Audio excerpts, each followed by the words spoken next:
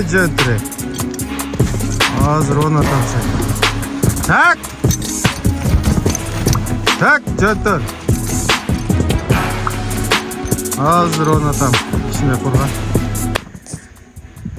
Assalamualaikum. Hurmatlı görüşler.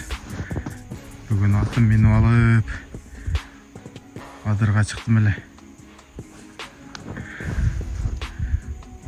Bu çıkı da tattın üstüne.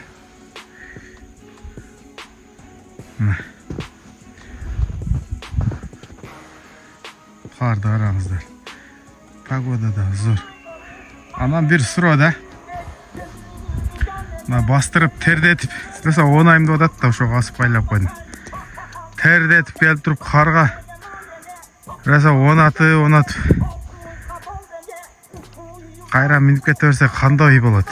Bu atқа зиян бы, пайда бы? Же bir сыйра терін құрғатып, анан кейін оны атыш керек пе? Білгендер комментарийге жазғылач. Бұл случай көп кездешет адамдарда. Азыр бейлерді көрген сайын қиқырып mesela тердеп алды бұл жануар. Кәдімгідей бу шығып отады. Оны ағысы келіп отады. Ошоға асып байлап қойдым да бұны. Өзі ұқмыш оны айтты да бұл. Жетелеп шықсаң әлі оны айтты сразу. Тоқтаған жерден тоқымды алсаң оны айтты сразу.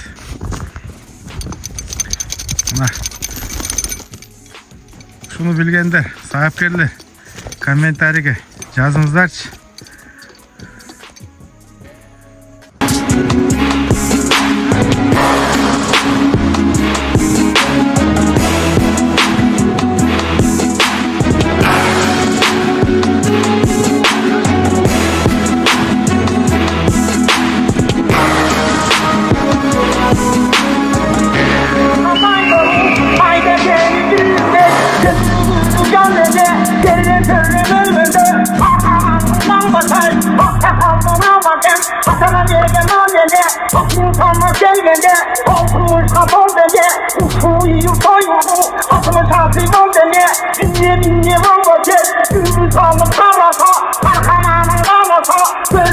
Görünmedi, görünmedi bu kulak,